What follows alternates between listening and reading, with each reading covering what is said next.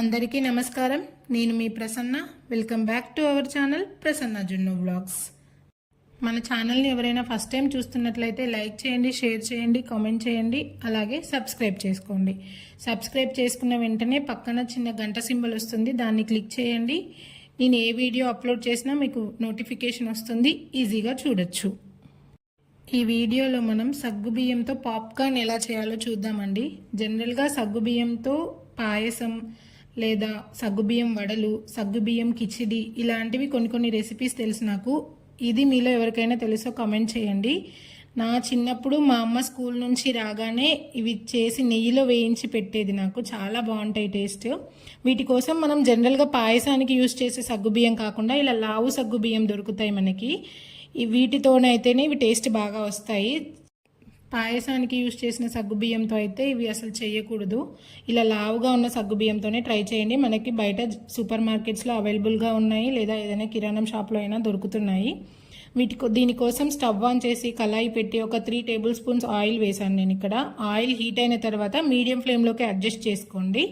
ఇవి మీరు ఎప్పుడైనా తిన్నారో లేదో నాకు కామెంట్ చేయండి. నేను ఛానల్ స్టార్ట్ చేయకముందు యూట్యూబ్లో సెర్చ్ చేసేదాన్ని ఈ సగ్గుబియ్యం పాప్కార్న్ ఎవరైనా చేశారా అని చెప్పి. ఇంతవరకు యూట్యూబ్లో కూడా ఎవరు అప్లోడ్ చేయలేదండి. 90s కిడ్స్కి అయితే నాకు తెలిసి ఇది ఫేవరెట్ స్నాక్. ఆయిల్ హీట్ అయిన తర్వాత మీడియం ఫ్లేమ్లోకి అడ్జస్ట్ చేసుకొని సగ్గుబియ్యంని అందులో వేసుకోండి. సేమ్ మనం పాప్కార్న్ ఎలా అయితే చేస్తామో సేమ్ ఈ సగ్గుబియ్యం కూడా అలాగే.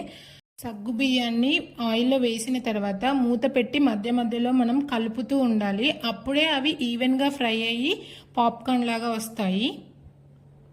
ఈ స్నాక్ పిల్లలు పెద్దవాళ్ళు అని తేడా లేకుండా అందరూ ఇష్టపడతారు.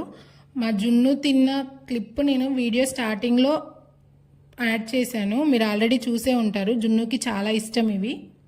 మనం ఇవి చేసుకొని ఎయిర్ టైట్ బాక్స్లో స్టోర్ చేసుకుంటే 10 days వరకు నిల్వ ఉంటాయి. గాలిపోకుండా ఎయిర్ టైట్ బాక్స్లోనే స్టోర్ చేసుకోవాలి, లేదంటే మెత్తబడిపోతాయి, గట్టిగా అవుతాయి.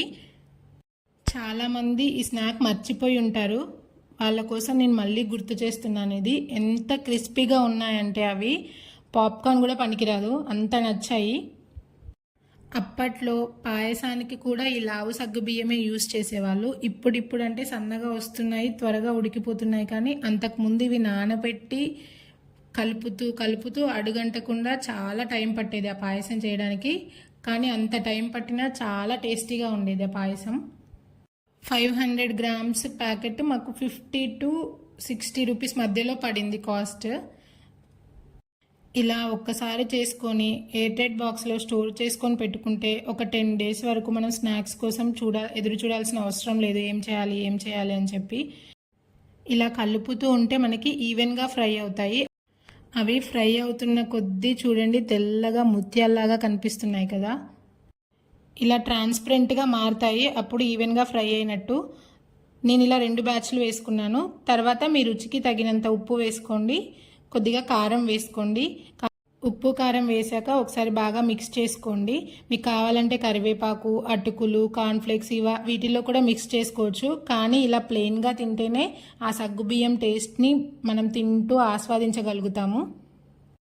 కొత్త రెసిపీ అని ఏమి చెప్పను, ఇదివరకు ఉన్నదే మళ్ళీ నేను గుర్తు చేస్తున్నాను అంతే. ఒకసారి ట్రై చేయండి, ఎలా వచ్చిందో నాకు కామెంట్ బాక్స్లో కమెంట్ చేసి మీ కమెంట్స్ రూపంలో చెప్పండి.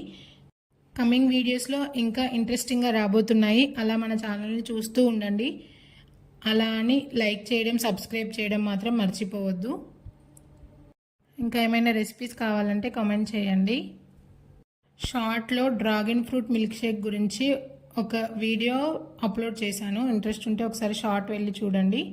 Thank you for watching. అంతే ఇంకా ఈ వీడియో. Bye bye.